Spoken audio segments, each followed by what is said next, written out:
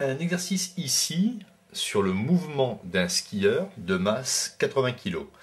Nous avons ici un quart de cercle et ici une piste représentée ici par l'arc de cercle AB. Les frottements du sol sur cette piste sont négligeables, on les considère étant égal à 0 Newton. Le rayon de la piste ici mesure 100 mètres. À un instant t quelconque, le skieur ici est repéré en position M, qui fait un angle ici θ par rapport ici à l'axe OA. Et on sait que le skieur va quitter à un moment donné la piste. On demande de trouver pour quel angle θ0 ce skieur quittera la piste. On notera que le skieur part de sa position de départ, de A, sans vitesse initiale. Dans un premier temps, je vais appliquer ici le théorème de l'énergie cinétique entre l'instant de départ où le skieur est en A et l'instant où le skieur ici est en M à un instant t quelconque.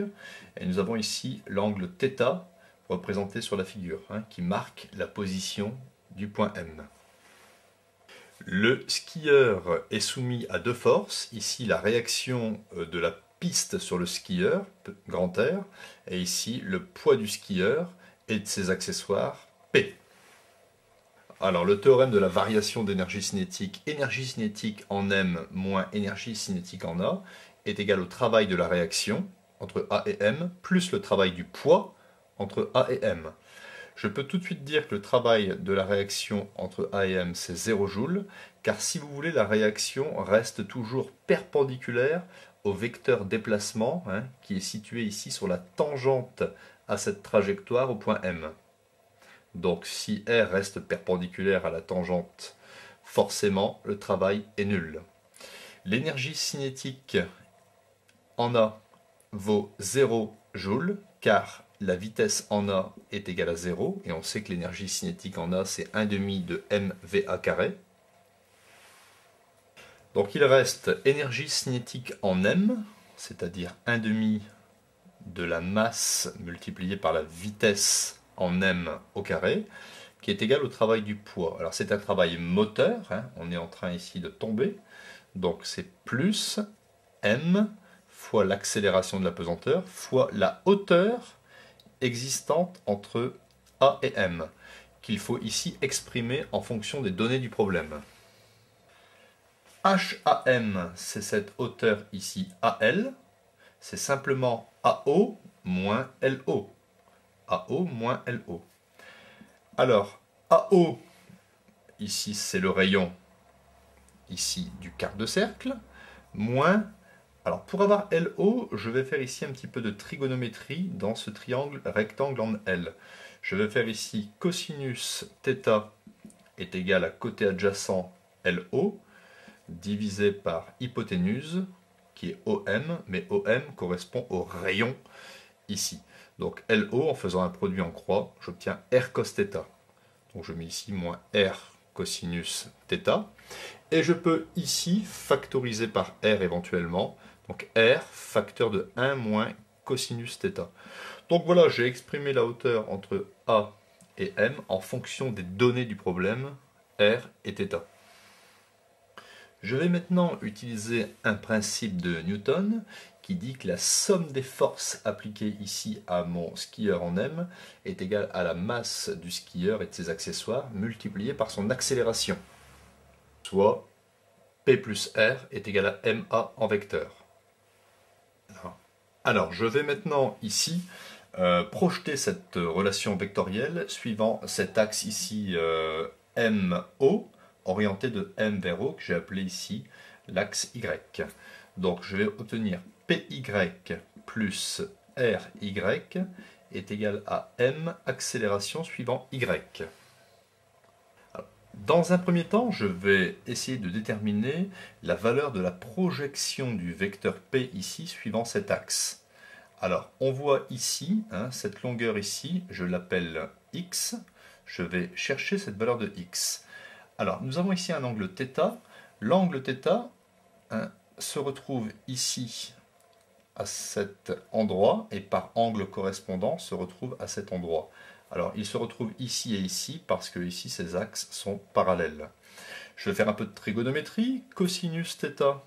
Cosinus θ est égal à côté adjacent, c'est-à-dire cette longueur-ci que j'ai appelée x divisé par le poids, c'est-à-dire mg. Ainsi, la longueur de x, c'est mg cos θ.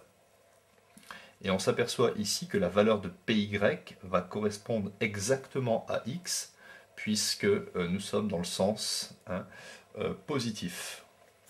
Donc ici, py, ça sera mg cosinus θ. La projection de r suivant y, eh bien, ça fera moins r, moins la valeur de r. Tout simplement parce que r est suivant cet axe, mais son sens est opposé au sens de y, est égal à la masse. Et l'accélération suivant y, on appelle ça aussi l'accélération normale, c'est la vitesse du skieur au carré divisée par le rayon de la trajectoire. Alors, il faut savoir que l'accélération, on dit aussi que l'accélération est centripète, elle est orientée ici, l'accélération normale, vers haut. Alors je vais apporter ici une petite modification. La réaction, je vais l'appeler RE, pour éviter de confondre ici avec le rayon grand R.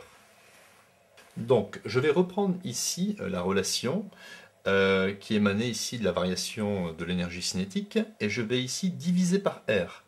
Je vais donc obtenir mv carré sur R, mv carré sur R, et le 2 qui est divisé, je vais le multiplier de l'autre côté, est égal à 2mg facteur de 1 moins cos θ. Ainsi, j'ai ici mv carré aussi sur R. Donc je peux remplacer le mv carré sur R par cette égalité. Je vais donc obtenir mg cosinus θ moins la réaction du sol est égal à 2mg, je développe, moins 2mg cosinus θ. Donc, pour avoir la valeur de la réaction, ici je vais transposer ce terme à droite du égal, ainsi que ce terme ici à gauche du égal. Et je vais obtenir plus réaction du sol est égal. Donc 1mg cos θ plus 2mg cos θ, ça me donne 3mg cos θ. Et je transpose aussi ce terme, moins 2mg. Donc voici la relation qui donne la valeur de la réaction en fonction de l'angle θ qui va ici positionner notre skieur par rapport ici à la verticale. Donc si l'on veut que le skieur quitte le support, quitte le sol, eh bien cela équivaut à ce que la réaction du sol soit égale à 0 newton. Et c'est cette équation qui nous donnera l'angle très particulier θ0 de libération du dôme. Je transpose ici moins 2mg à droite. J'obtiens donc 3mg cosinus θ0 est égal à 2mg. Je peux ici supprimer par mg. Et au final, je trouve cosinus θ0 est égal à 2 tiers, ce qui me donne un angle θ0 qui est égal à cosinus moins 1 de 2 tiers, ce qui nous donne ici un angle de libération θ0 avoisinant les 48 degrés. Donc on obtient ici un angle de libération de 48 degrés. Donc vous voyez que c'est un exercice ici très intéressant qui permet de coupler le théorème de la variation de l'énergie cinétique et du principe de Newton, somme des forces est égale à ma en vecteur, et de définir ici grand R, E est égal à 0, lorsque l'objet, le skieur, quitte le sol.